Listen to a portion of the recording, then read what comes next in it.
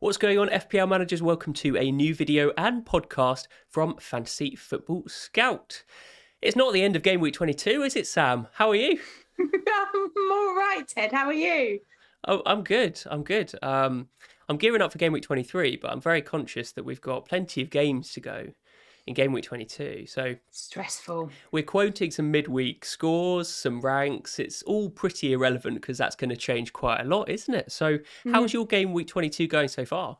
I think the fact that my bench has done so well probably tells us quite a lot about how my game week is going.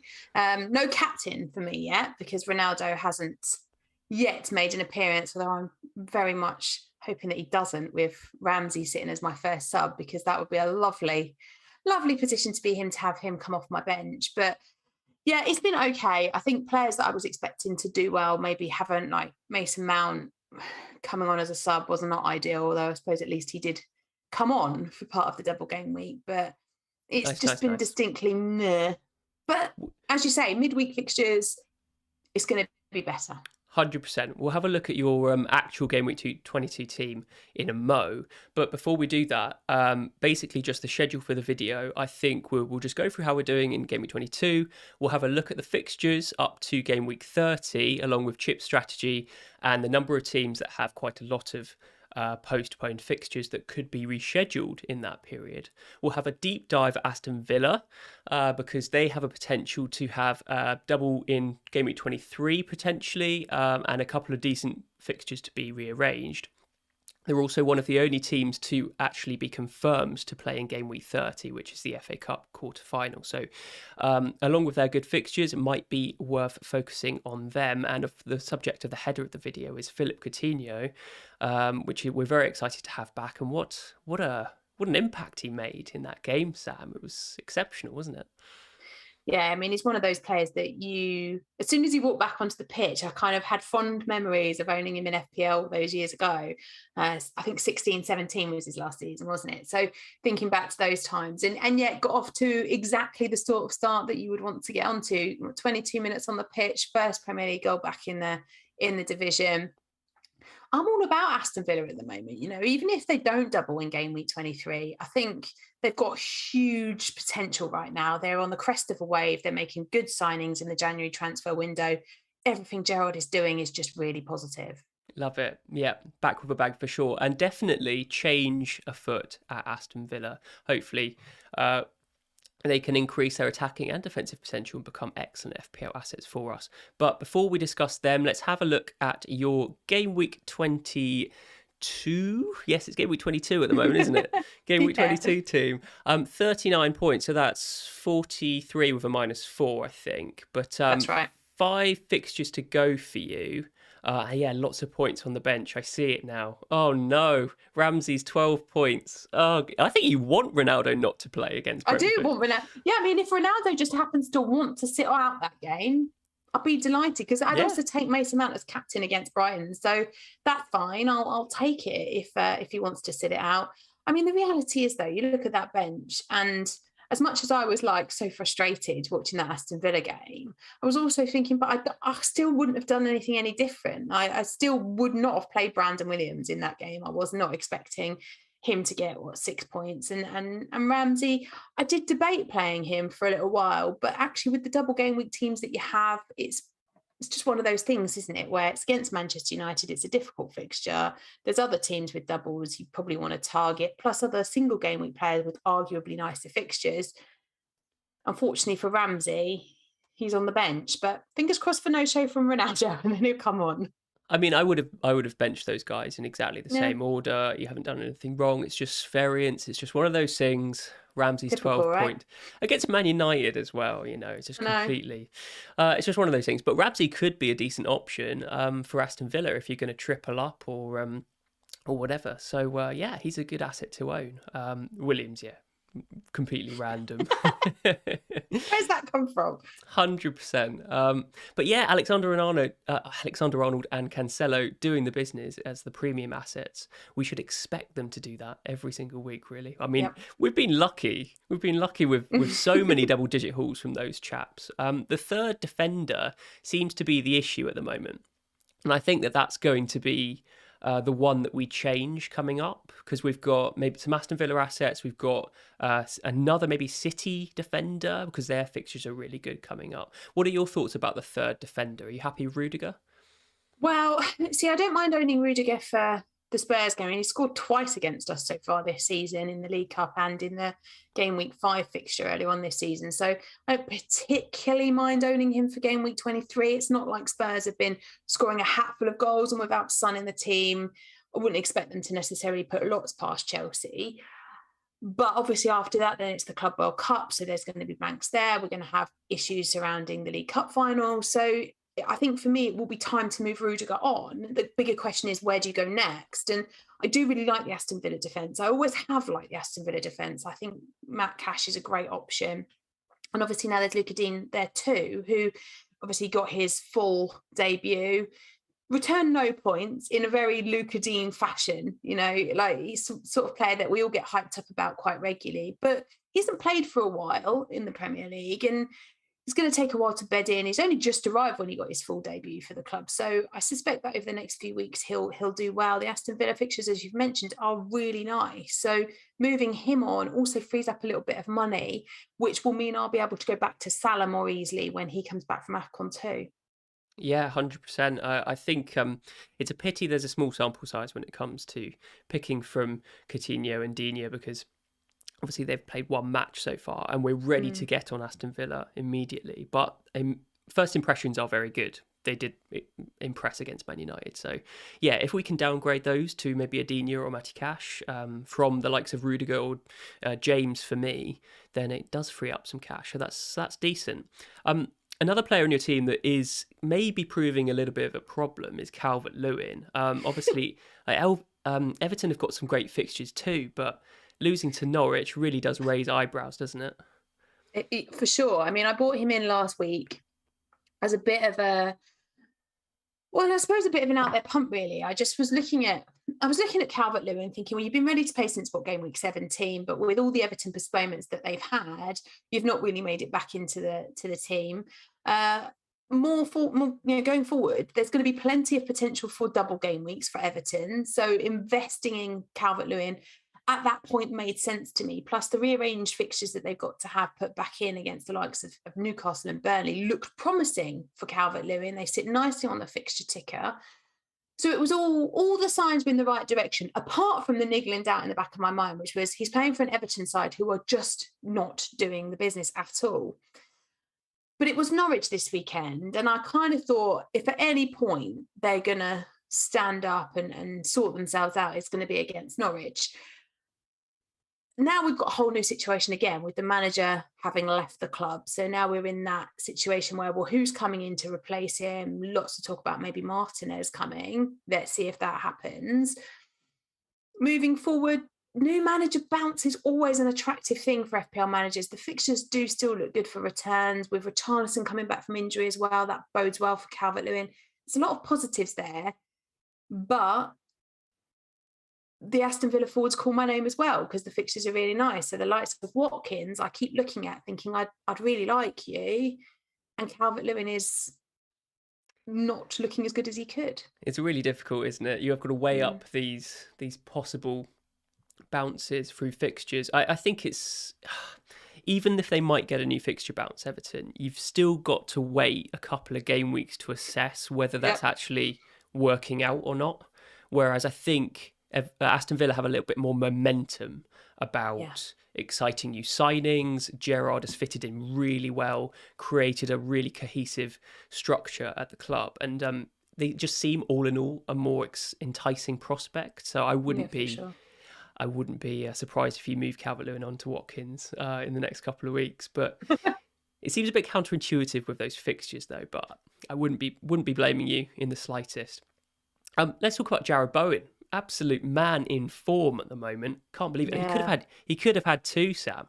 What was that at the end? What is that, Jarrod? Put it in the back of the net. Do you know what? As a non-Antonio owner, I was very glad he didn't score that. Do you know, it's really difficult, isn't it? Because as somebody who went Calvert-Lewin over Antonio. I've not really enjoyed watching West Ham. I kind of get that feeling of like foreboding before they start playing, thinking, how much is Antonio gonna punish me for having gone Calvert-Lewin over him? But it's been Jarrod Bowen that's been so impressive in that team. He's definitely in a real purple patch right now. How long is that sustainable for him? We've not seen this level of returns from Jarrod Bowen before. So whether this is sustainable over the next, what have we got left, like 15 game weeks or so, remains to be seen. But right now, I'm absolutely loving owning him. And he's a player that I just can't see myself moving on. They've obviously got Manchester United at this weekend, but I wouldn't be too worried about owning him against Manchester United. Defensively, they've been a bit all over the place, and we saw that against Aston Villa. Following that, what is it, Watford and Leicester, who have got their own problems in terms of their injuries and that kind of thing. So there's plenty of opportunity in those games for Bowen to continue. And he's a player that I'm just going to hold until the purple patch ends. And at that point, maybe look to sell him on. But his price point and the way he's playing, I think if you don't own him, I'd be still targeting him. 100%. So reliable. No reason to move him on. I think he's going to be a staple in most FPL sides. So, yeah, happy days. And, obviously a huge double game week captaincy result last week as well. So thank you, Mr. Jarrod Bowen. Let's move on to my team. And I have also got 5 players to play, so that's also exciting. I like this time of the week in the double game week because you get to the additional fixtures, and if you've got a few to play, you always feel like slightly ahead of the rest. Yeah, although I'm sure there are comfortable, don't you? You feel like it might still go really well now. Yeah, 100%. Although I'm sure there's plenty of free hitters out there that have like 10 more fixtures or something. But credit to you guys if you free hit. That must be a really exciting feeling ahead of the additional fixtures midweek. But yes, 53 points. Got to be very happy with that. I didn't take a hit this week. Oh, nice. So Son to Fernandes was my move, and I feel like super lucky with this result because I was really begrudging bringing in Fernandes. It didn't seem. It was just preemptive. Like it seemed like the only option left after wasn't it? The Leicester game got postponed, and I was definitely going to bring in Maddison beforehand. So you always feel like, I should have captained him, but I don't think I was ever really going to captain him while Ronaldo was in my team. But yeah, super happy with 14 points. And Brentford to go. It's really interesting, like whether Ronaldo will come back. There's pictures all over social media of him relaxing somewhere. All of the sleuths going, is he in the UK? Is he not in the UK? Is he going to come back for Brentford? I really hope he does, because I do not have anyone on my bench. I don't. Yes, slightly different from us, because you've got those big, fat, juicy 12 points, Ramsey. I have literally got 0 points on my bench after Ramsdale, Martinelli's fixture was postponed, Livramento's injured, Reece James is injured. So unless Reece James makes a miraculous return for Brighton, I'm very much hoping that Mr. Ronaldo comes back and plays. What are you planning to do with those 2 Manchester United players, though? You're going to hold them both? What, Ronaldo and Fernandes? No. No, Fernandes will go to Salah when he's back. Okay. So in the meantime, he's a good placeholder. Yeah. But a bit fortunate, has to be said.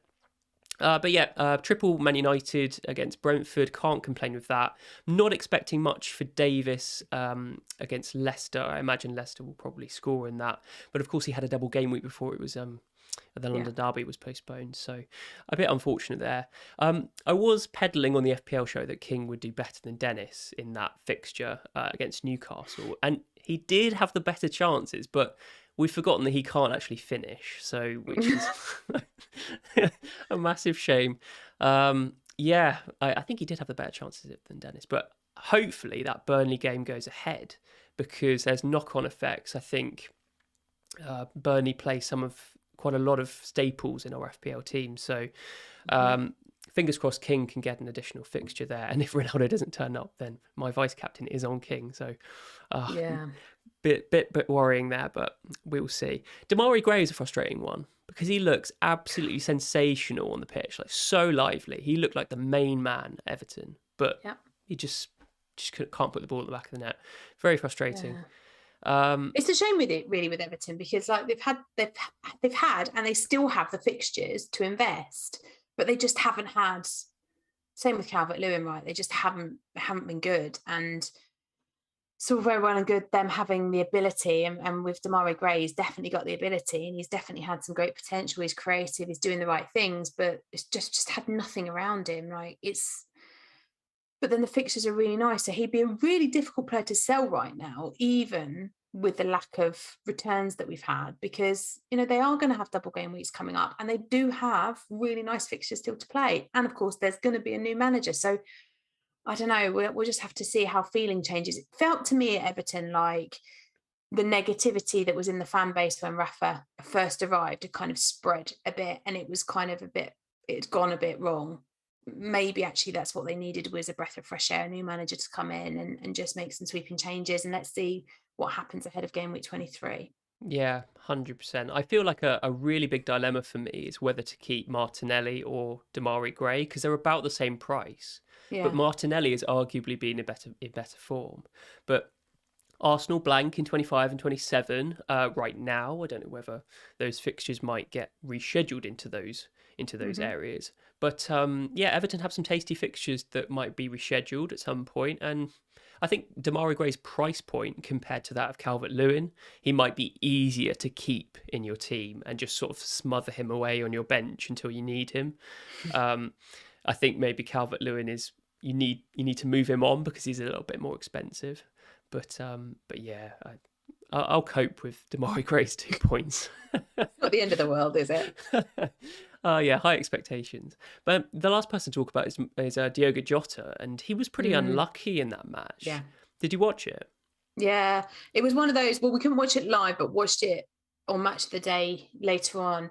And we were listening to it on the radio at the time, and I was thinking, goodness me, like how many opportunities are we going to have where he just doesn't score from them? And I think part of the problem with Jota, of course, is that without Salah and Mane there, he's being moved around the pitch to accommodate the players that have got to come in to replace him. So depending upon whether it's Minamino or say Chamberlain, he's always in a slightly different area of the pitch. And of course, that means slightly adapting his game depending upon where he is at any given point. So I still think he's a really nice option.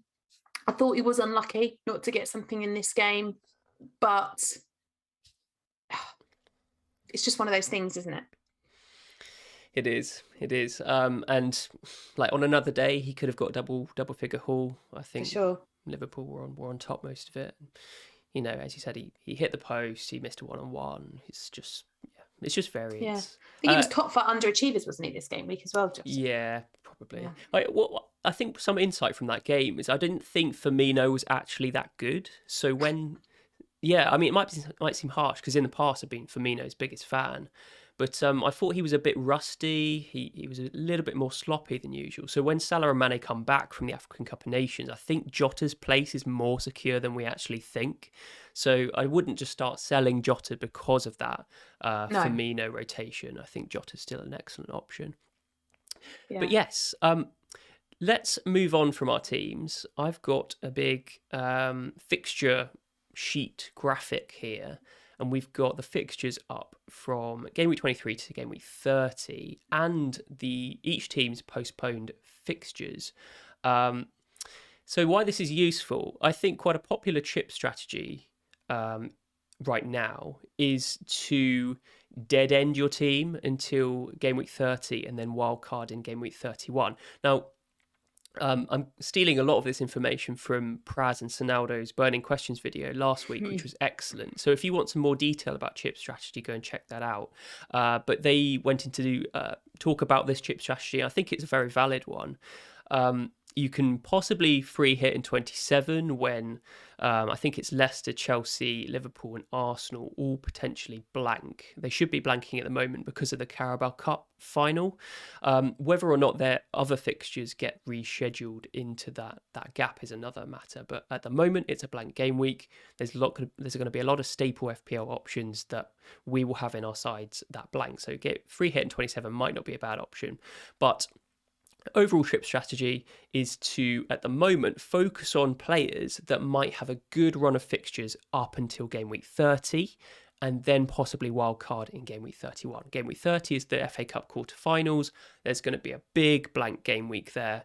A lot of players Yeah, a lot of teams blanking depending on the fourth and fifth round. So we'll definitely keep an eye up on the results, because that will massively impact which players we can pick.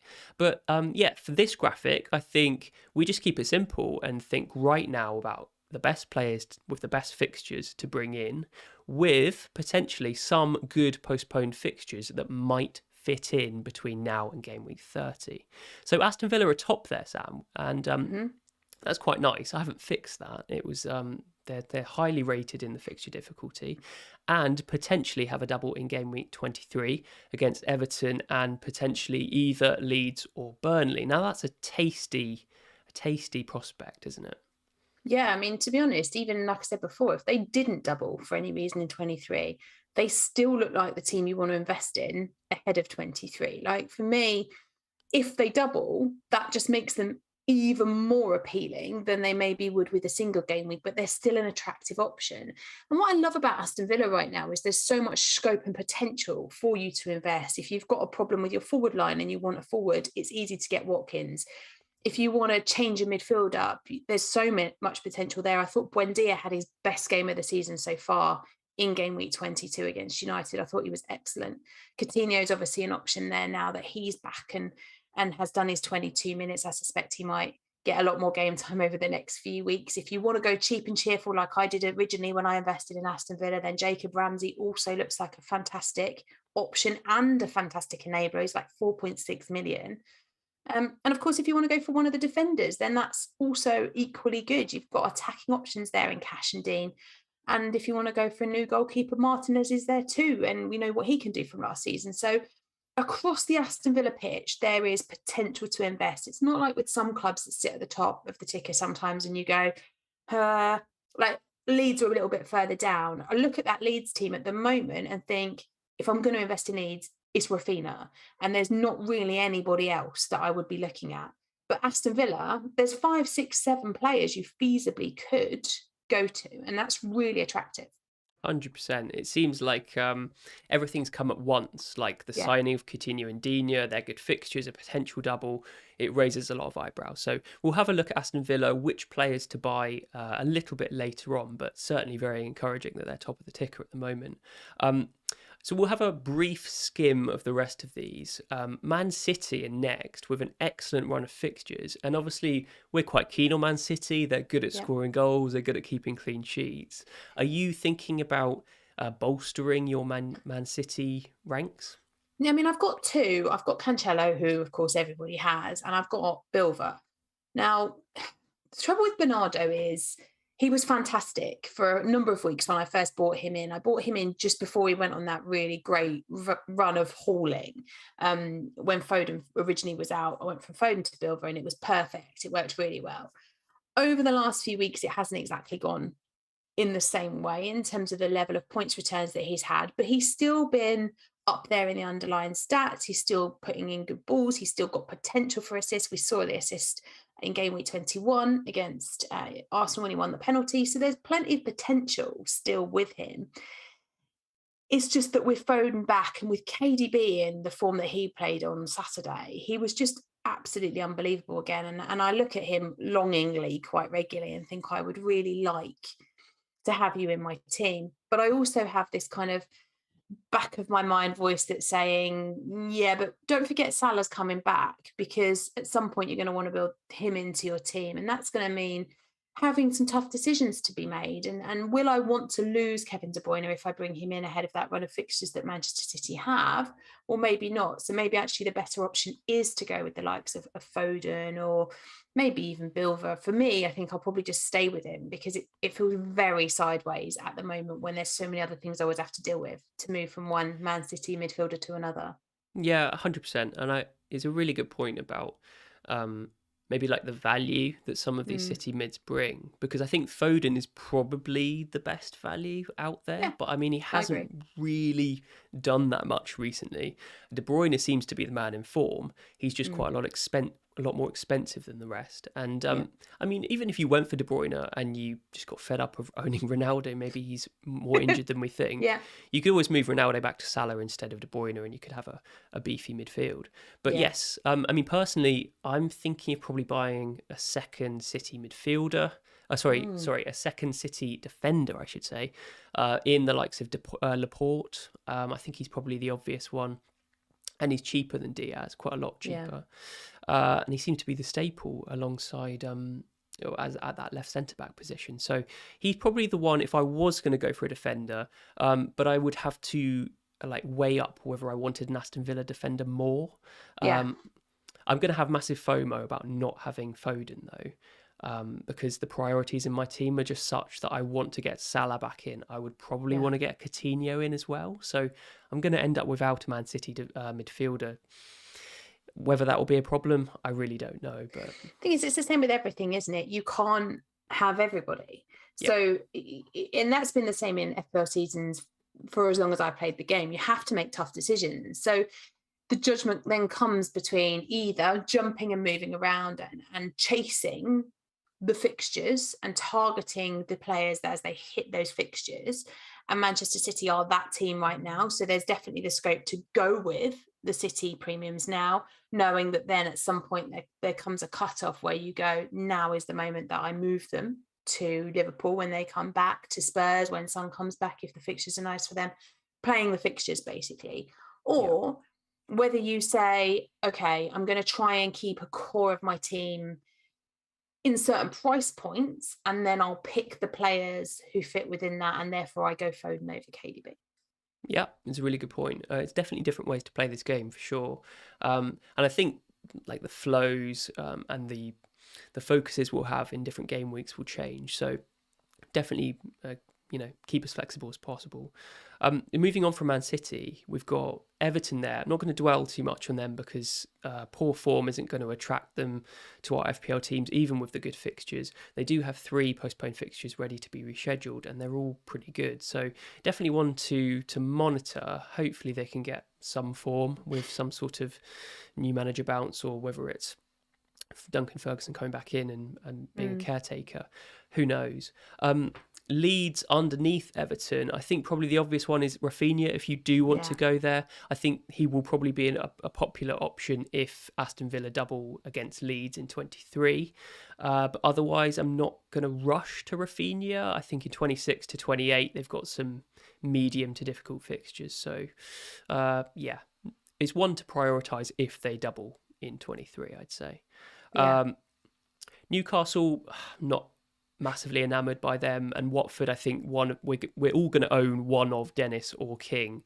I think any more of that is a bit overkill, right? Yeah. I mean, I'm at the point with Josh King where I think Dennis is a much easier hold because he has been the one that's been returning them the points more regularly. Josh King, I enjoy watching him, or the underlying stats are fine. But if we're coming to decision-making time where, we're looking to maybe not go with a premium forward and invest that money back in the midfield because you want to own KDB and you want to own Salah when he comes back, and you still want to keep, your other premium assets. Maybe you want Son in there too when he's back from injury. Then actually maybe there's scope that says, well, rather than going with a real cheapie, just go with the mid-priced. And if Dominic Calvert-Lewin finds form and Antonio keeps his form, and Watkins is obviously got the fixtures that he has, having them as a front 3 enables you to have that bit more money. So maybe there's a position that says selling somebody like King could be feasible, because those fixtures are very up and, not doing it ahead of Norwich at the weekend, but then after that, West Ham, that's a tough fixture. We're already talking a lot about Aston Villa and how good they can be. Manchester United are in there, Arsenal are in there. By the time they get to that Everton game in game week 30, Everton hopefully will be a very different machine to what they are at the moment. So how many goals are the likes of King and Dennis going to get over that period of time?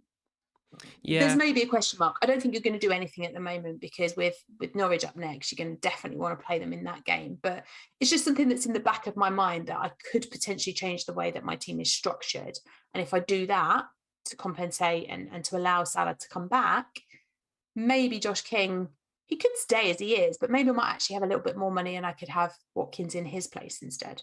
Yeah, 100%. And I feel like we have such depth in our FPL teams at the moment. I was gearing up to bench boost in 22, so I feel like I've got 15 viable players, and I I kind of hate that, but I kind of love that at the same time because of all of this uncertainty about fixtures going ahead or not. But yeah, certainly if we wanted to restructure and get like 5 decent midfielders, which I think is where the template's probably heading, downgrading our cheapest striker, such as a Josh King or Dennis, to a 4.5 option might generate the cash to do that. Definitely keeping for Norwich though, because that's a juicy, for sure. juicy fixture. So I'm going to skim through a couple of these. I think probably the last one on this page is West Ham. West Ham have somehow got through all of these fixtures without having any postponements, which is, I think David Moyes alluded to yesterday.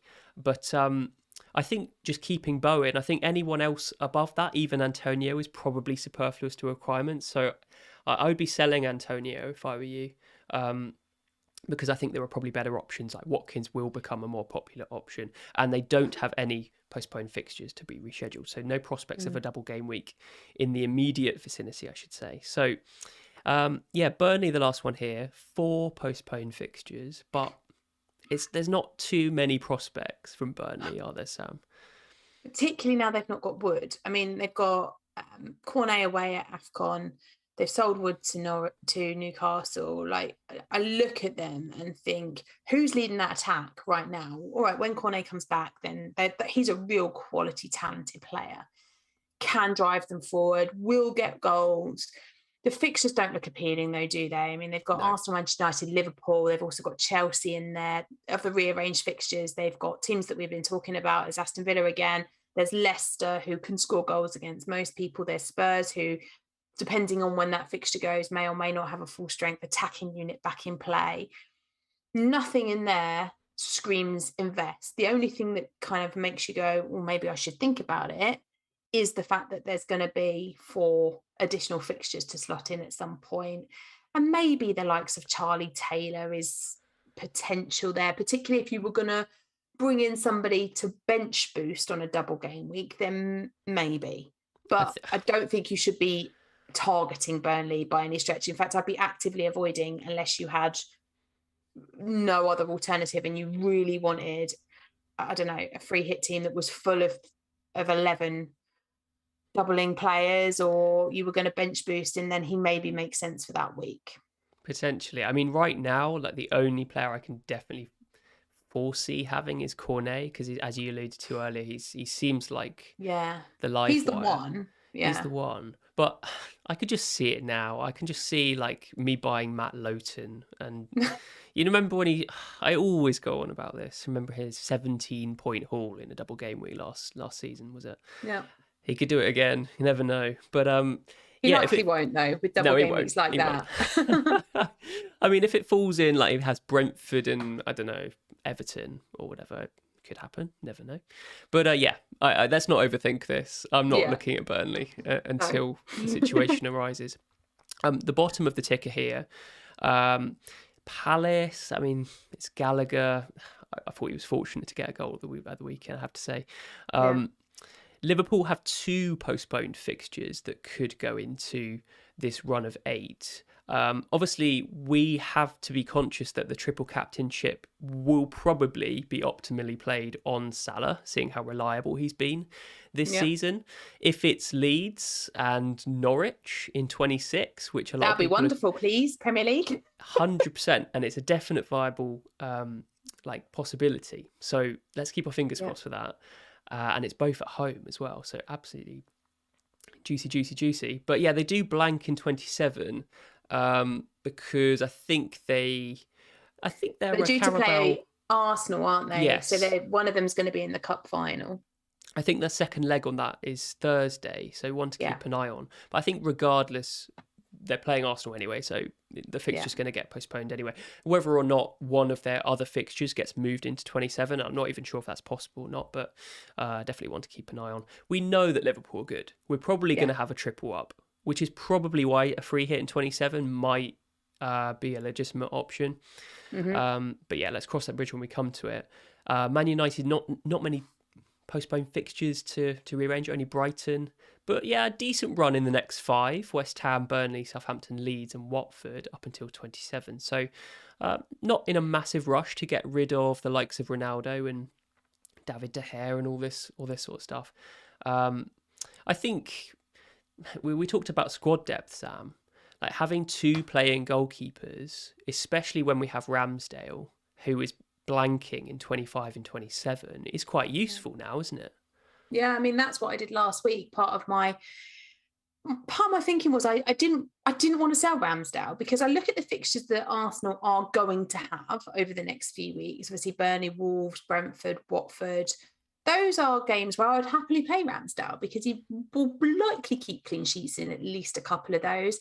And he regularly makes saves and therefore will get save points across those games too. If he gets both of those things in, then that's going to be bonus points for him as well, you would have thought. So I was keen not to sell him. And because I had money in the bank as a result of having sold Salah and downgraded him a couple of times, first to Son and then to Mount, it was like, well, I've got money. So why don't I, for the next couple of weeks, just take Steele, who I had as my non-playing second goalkeeper, up to Sanchez. And doing that made sense because there's also a lot of good Brighton fixtures coming up. And when Brighton blank, Arsenal don't, and vice versa. So it was kind of like, well, at this point, I now have the opportunity where I've got both keepers who will have double game weeks at some point. And so that's nice if I do want to decide to suddenly bench boost, depending upon where these fixtures go. But it also means I don't have to worry about Ramsdale missing game weeks 25 and game week 27 because I've got Sanchez who can just step in for his games against Watford and Villa. Yeah, 100%. And it looks like the Brighton and Arsenal fixtures dovetail quite nicely or rotate quite nicely. Another reason is that Arsenal versus Aston Villa in game week 30 is almost certain to go ahead. It's the only fixture that is certain because both of them are out of the FA Cup. So you know that you're going to have a playing keeper in game week 30, especially if you're employing the dead end strategy. Yep. So, yeah, really useful. And it's the same for David De Gea with me, those fixtures. Rotate quite well with Arsenal, so very, very useful. Really difficult though in general with Arsenal players because I have Martinelli. I'm not sure whether I want to keep him because they blank, but then again he plays in 30. So I think long term it's quite useful to keep these Arsenal players, but in the short term it's going to be quite difficult because they blank twice. Yeah, and it's fine if you've got a squad, right? And you can just put them on the bench in those blanking game weeks. And I think, with the keeper, we are in a place right now where we can afford to do that with our teams. And if you've got the likes of Martinelli at his price point, he's not going to be too much of an issue. I think it's if you've got somebody like maybe Lacazette that you need to then really consider whether you want to hold him through the blank game weeks or whether you just want to move him on and bring him back maybe in 28 ahead of Watford and then know you've got him for 30 at that point. Yeah, 100%. Last teams we haven't talked about. Leicester are a bit of a strange one because they, as well as Arsenal, have 4 fixtures that need to be rearranged or rescheduled and fitted in. So plenty of double game week potential for those teams. Maddison seems like the obvious option. He was obviously due to have a double game week in 22, and he was definitely going to be my transfer in.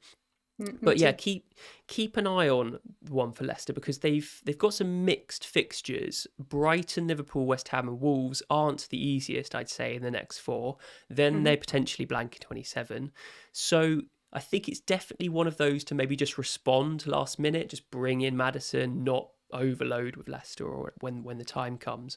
But it's an easy solution because he's not the most expensive player in the world. 7 million is quite an easy price bracket to move to. So yeah, cross that bridge when we come to it. And Chelsea, the last team, plenty of blanks because they're at the which is why we want to get rid of the Chelsea players more or less.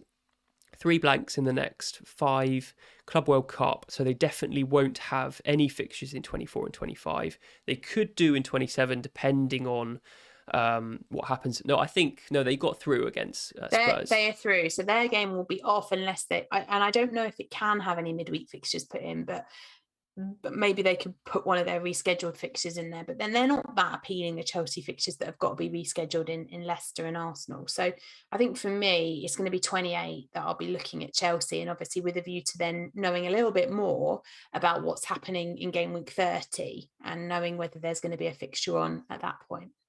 Yeah, absolutely. But in the meantime, we're going Chelsea-less, I would say. And scary times. But like I've had a Chelsea player all season. At the moment, I've got 2. So after this Spurs game, they're both going to have to make way. Absolutely. But loads of prospects to think about after going through that fixture ticker. But let's return to our main subject of the video, which is Aston Villa, top of the ticker, plenty of good fixtures, prospect of double game week in 23. And like Coutinho coming in and scoring immediately was very exciting. So I've got a graph here. Of the Aston Villa options, there are a few others that I have omitted just because they clogged up some of the formatting, but they weren't very good attacking options anyway.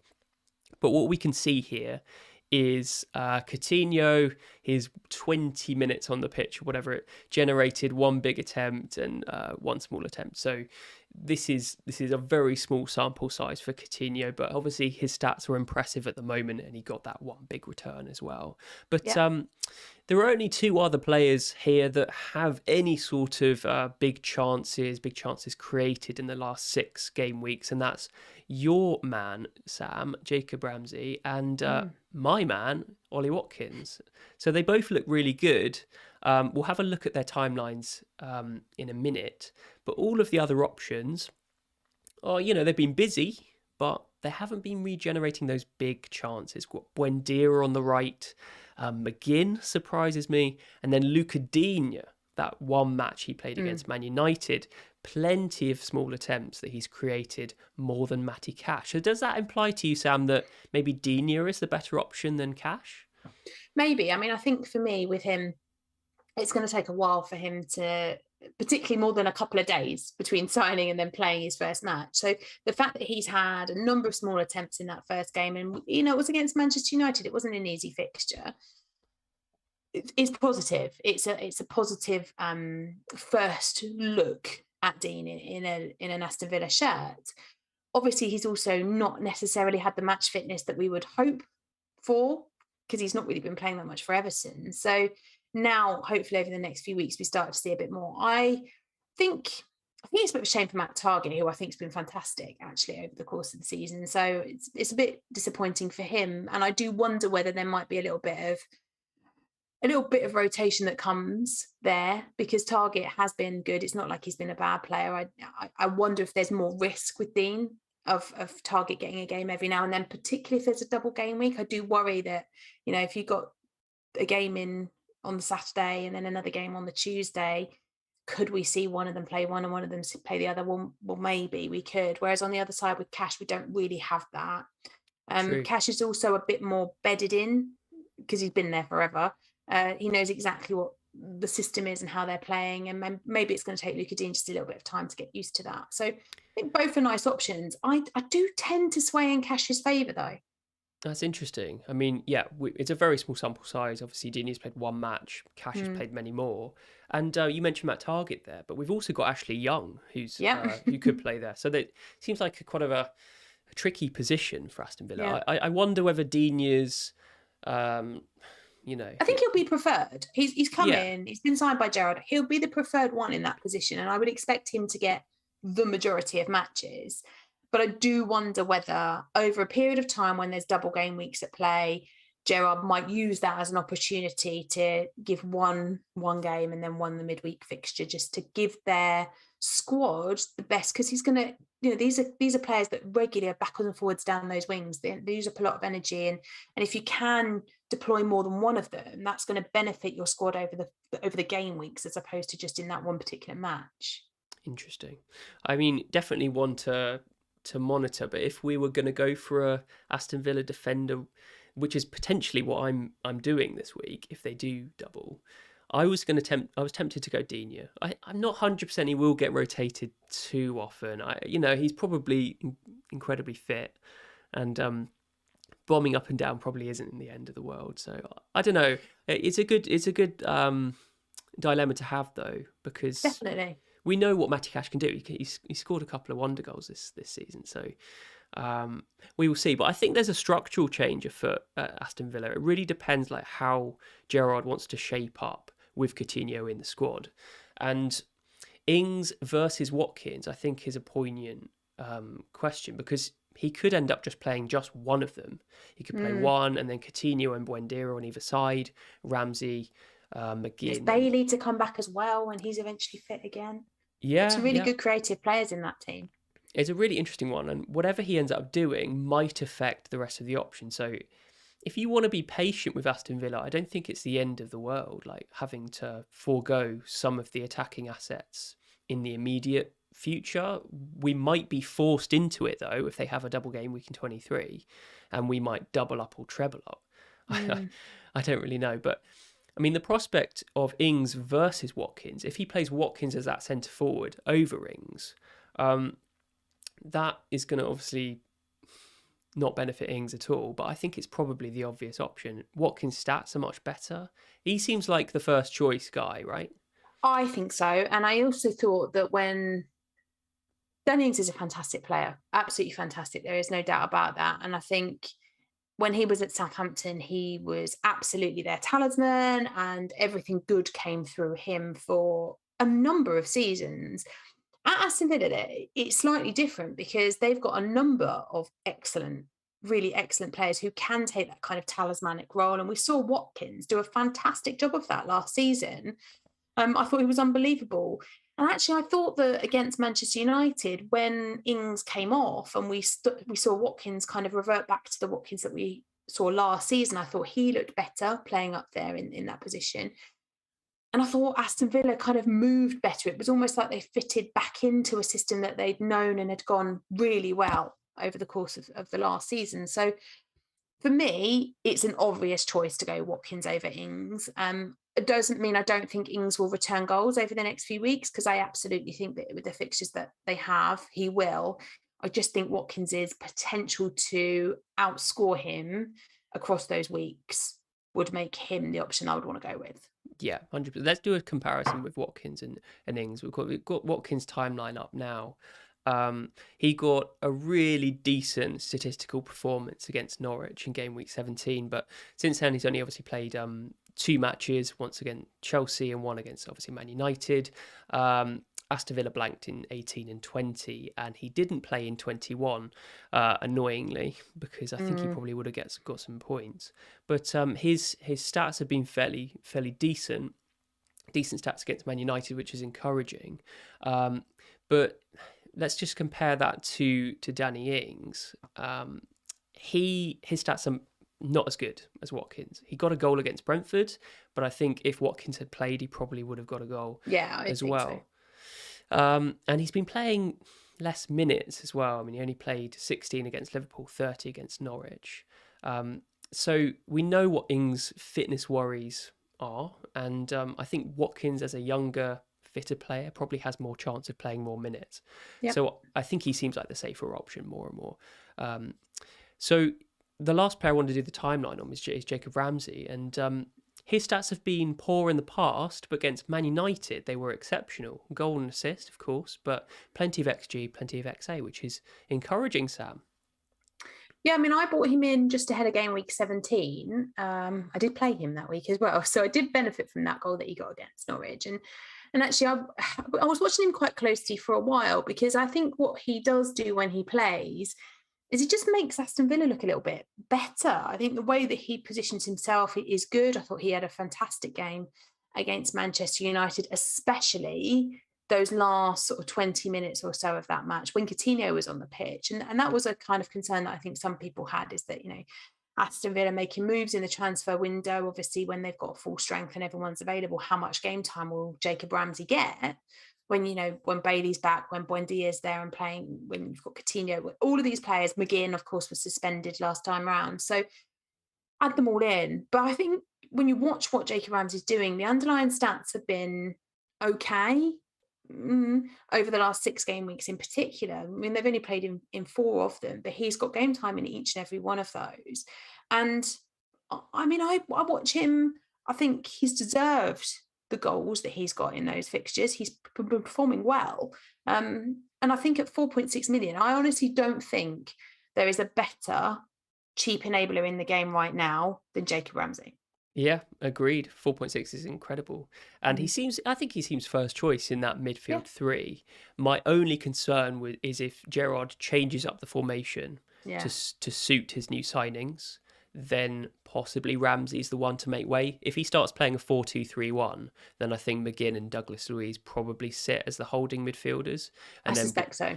Yeah, so definitely one to monitor. But if he can keep his place in that midfield three as more of the advanced player, I think there are more returns on the horizon for him. He seems like a sensational player. News just in, Sam, that the Premier League have received a postponement request from Burnley. Oh no, that's your vice captain. Although I have just seen a tweet from Ronaldo back in training.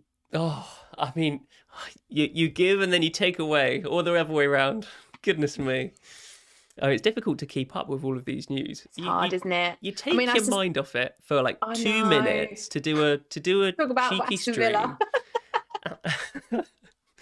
And there's suddenly news. Yes, it looks like Ronaldo's back in training, but obviously we don't know whether he's likely to start. I suspect that if they've had a request from Burnley, I mean, the reality of the situation was they only just had the game postponed, and obviously the game is in close succession. And even with the changes in the COVID laws about isolation periods in the UK, that's still not quite enough time for them to get those players that they've got with COVID back and available again. So without much changing, and obviously having also just sold Chris Wood and not having replaced him yet, it would seem, I'm not surprised, let's put it that way, to hear that Burnley have still got problems that might keep them from playing this game. Really annoying. Who are Burnley playing in 23 that, let me have a look. They're playing Arsenal. That's right, because I was playing Ramsdale and Martinelli this week. I wonder whether the extent will go on further to game week 23 and will affect our Arsenal. It's 5 days, isn't it now, in theory? If you test negative on days 5 and 6, then you can come out of isolation in the UK. So I suppose there's a chance that these players could be back out of isolation. But it all depends on how badly they've had it, whether that's affected them enough, whether they do indeed test negative or keep testing positive for longer. There's so much uncertainty around it. I would hope that by the weekend they'd have a good chance of getting it back on. I think probably the midweek game's just coming a bit quick. All we can do is keep our fingers crossed and just monitor the situation and see what we can do. Deep squads definitely are the way forward, Sam, aren't they? Yeah, for sure. Definitely. Well, let's move on and talk about some attacking potential from each of the teams, because I feel like this part of the season, I should say, it's not really monitoring who are the best players to pick. It's monitoring who are the best teams with the most fixtures to pick from.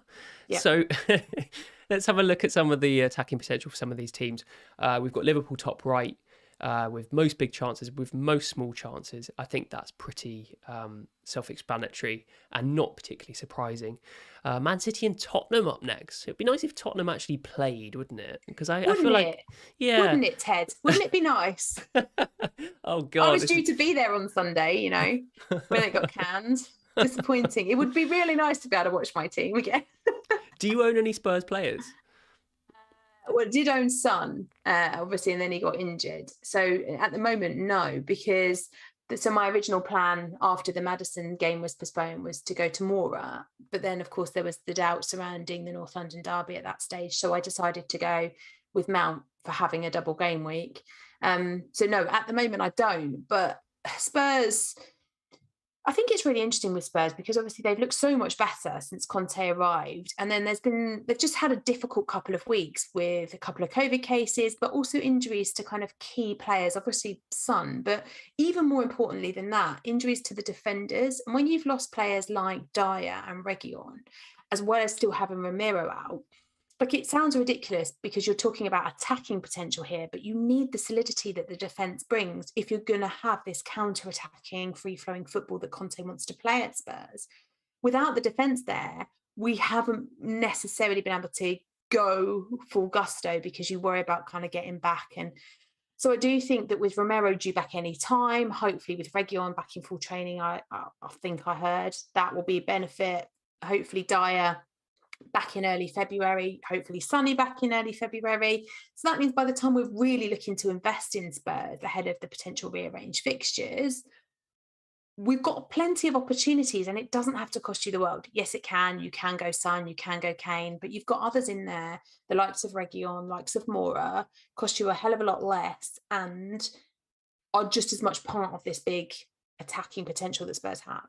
Yeah, 100%. I'm just looking at their postponed fixtures that need to be rearranged, and they're decent. Like Burnley, Brighton, and Arsenal, they're very accessible, and Yeah. will make a decent double game week when they have them. So I feel like we should get back on Spurs at some Yeah. point when they do. I like Reguilon. He's so what's the word? Ambitious at getting forward. Loves it Yeah. now. So yeah, definitely exciting one to focus on.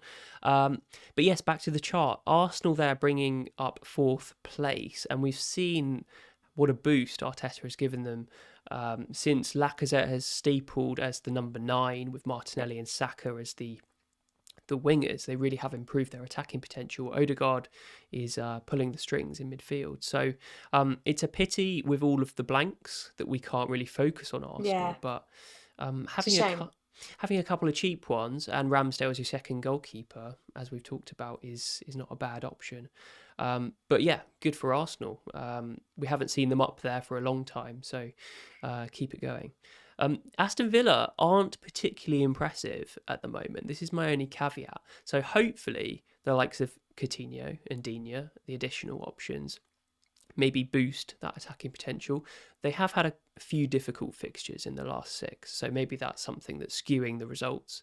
But yeah, I don't see too many issues with doubling or trebling up on Aston Villa if they do have a double game week. But it's definitely something to be conscious about, Sam. Like, we don't need to get too carried away about going for double game week players just for the sake of it. Because, like Wolves, Watford, Everton, Brentford, Burnley, all of these teams at the bottom left, if their attacking potential was pretty poor, then it's just like a wasted transfers, isn't it? Absolutely. I mean, you have to really consider whether going for double game week is actually worth it. And when you do that, when you make those considerations, you need to think about multiple things. One, will I be happy to hold them? Are they a player that, so with Dominic Calvert-Lewin, the stats weren't great for Everton, but I was happy to hold him because the fixtures were nice and there should have been plenty of opportunities against teams like Norwich to get big chances, small chances, goals. So I was kind of like, well, maybe actually you might see a swing in there and I'll go early in case that swing happens against Norwich. It didn't, but we do have to be mindful that going all in on double game weekers isn't always the right thing to do, because there's always single game weekers who perform really well and have a nice fixture, and we really shouldn't overlook them. But I think with Aston Villa, they are a bit of an anomaly here, because whilst they're sitting there in the middle of the chart, so they're not awful. It's not like they're creating no chances. They're not up there with the very best for creating chances, but with the fixtures that they've had, they've still created a decent number of chances. And with the fixtures that they have coming forward, and with the new signings that they have in Dean and in Coutinho, I would expect those chances to increase over the next few weeks. Yeah, 100%. I mean, let's just caveat that.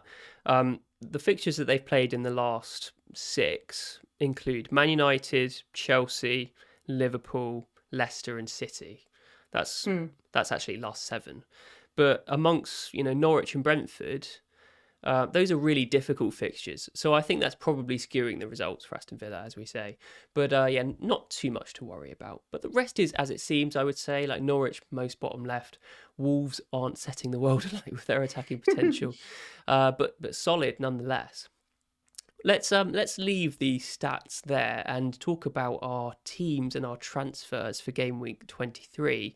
We'll start with yours, Sam.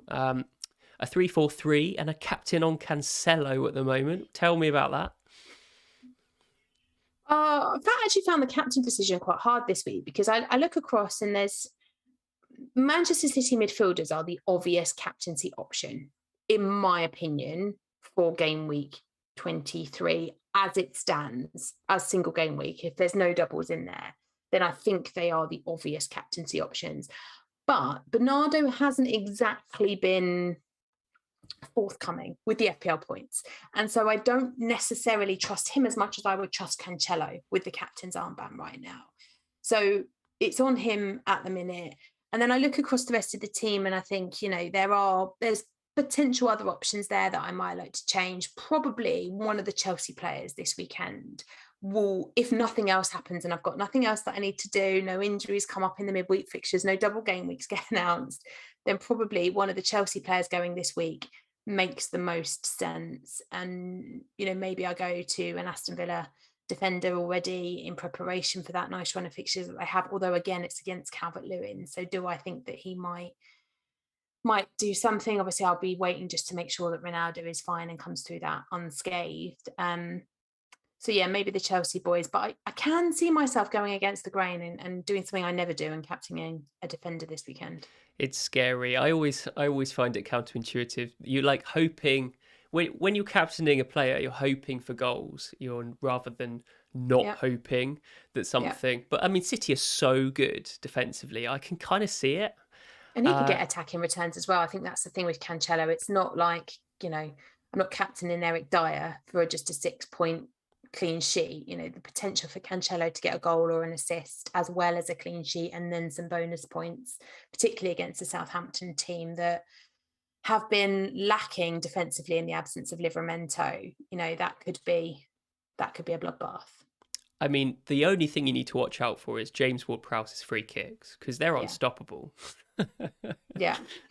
That's the issue. But I'd be surprised if you kept it on Cancelo, I would. But I can definitely see the logic in it, for sure. I mean, if Ronaldo's fit and available playing against West Ham, then, Yeah, probably. maybe. I just don't really trust. I mean, for the last few weeks, I've wanted to sell Ronaldo, and then other things outside of my control have kept him in my team, particularly the double game week last week. So it's definitely going to be all on what gets announced, what doesn't get announced. If we are going in at single game weeks and Ronaldo's fit, then I will be tempted to put it on him ahead of West Ham because they're not keeping clean sheets either. Interesting. So if the Aston Villa double was announced, and I mean, thinking about the options, it's either Burnley or Leeds. So it's probably more likely to be Leeds, maybe, if Burnley are still having problems. What would you do? Would you take a hit to get 2 in? Would you go all out and get 3? Well, I play Ramsey off the bench, so he'd come on, and I'd have to consider. I'd have to consider which one, because I ideally looked at him against Burnley and thought against Everton, and thought I'd quite like to play you this week anyway because defensively they've not been solid. But it was difficult to leave anybody there out, so somebody would have to drop down to the bench, and I'd probably look to replace Mount with Coutinho and just go for the double up in midfield of those two. And then in doing that, I might end up in a position there where actually suddenly I'm looking at a bench that looks half decent for this weekend, but there would have to be some sort of big hitter on the bench, and I don't know who that would be because that would mean leaving out either Calvert-Lewin against Aston Villa or Josh King against Norwich, but neither of those seems that appealing. I can't bench Bowen, I won't bench Bernardo, and I can't bench Jota. So somebody of those front two is going to have to miss out. It's probably Calvert-Lewin against Aston Villa. It probably is.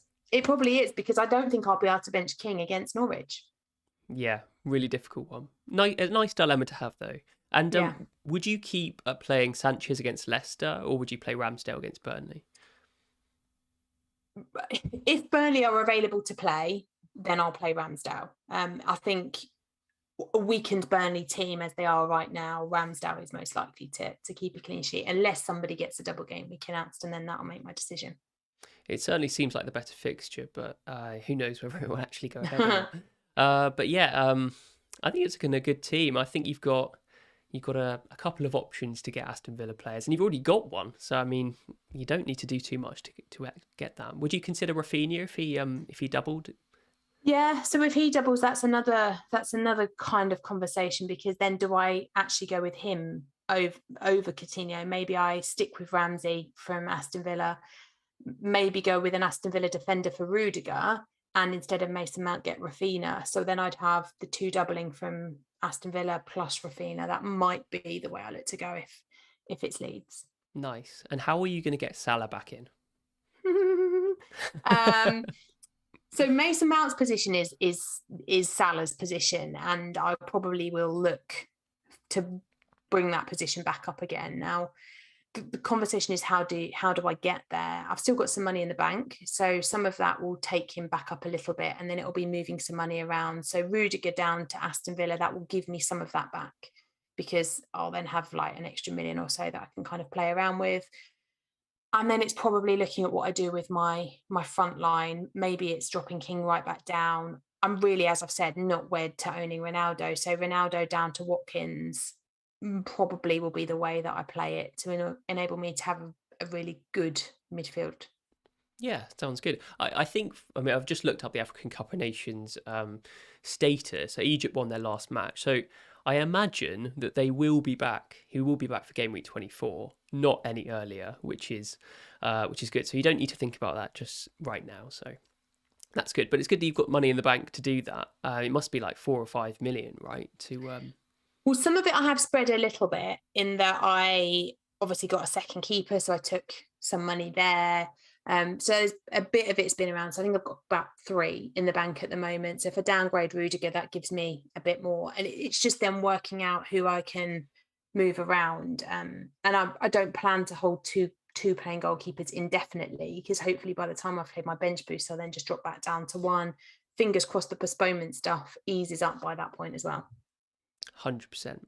Okay, well, good luck for 23, Mhm. Sam. I'm sure we'll have to cross the bridge of the Aston Villa double if that is announced at some point. I hope it is, because that would be exciting, wouldn't it? Fingers crossed. Let's move to my team, and we'll finish off. It's a fairly similar team to yours, to be honest. So Jota, Bowen, the Staples, and King and Ronaldo up front, Alexander-Arnold and Cancelo at the back. And I have played Ramsdale here. Obviously, if we get news that Burnley still have issues, then I won't be playing him. I'll play De Gea instead. But I'm playing James here, even though he's injured, because my likely transfer this week will be a defensive one. James to either Laporte or an Aston Villa defender if they do double. I do have enough money in the bank also to do either Gray or Martinelli up to Coutinho for free. So that's quite a nice prospect as well. I might take a -4 and do both. Who knows? But I think like already owning Watkins, I feel quite good about going into a potential double game week with Aston Villa. Yeah. We will have to see. And to bolster that with the likes of maybe Digne and Coutinho, having like 3 really decent Aston Villa options, feel pretty good for that. The only problem with like loading up on these doubles, like the West Ham, like people loading up on West Ham, like triple West Ham a couple of game weeks ago for their double game week, is that you're stuck with them now. And without another prospect for a double game week, it's like, oh, how do I get rid of these players? So it seems like much more short term than the usual long term moves that we typically make. So definitely something to be conscious of. I may not triple up. I might just go for a double up and see what happens. But I'd like to keep Martinelli because of that surety that he plays in game week 30. But Gray also has good fixtures. Really, really difficult one. But I'm feeling pretty good about the team. Fernandes stays another week until Salah comes back. So, keeping my options open. And, fingers crossed for the remaining fixtures for you and me, Sam, in game week 22. Hopefully we end up on green arrows. Fingers crossed. Nice one. Okay, I think we'll end it there. Thank you, everyone, for joining us in the chat. And hope this has provided a little bit of use to you in gearing up for game week 23. Lots to focus on, lots of teams to target, but we'll get there. And best of luck for the remainder of game week 22, of course. Thanks for joining me, Sam, and I will catch you soon. Thanks for having me.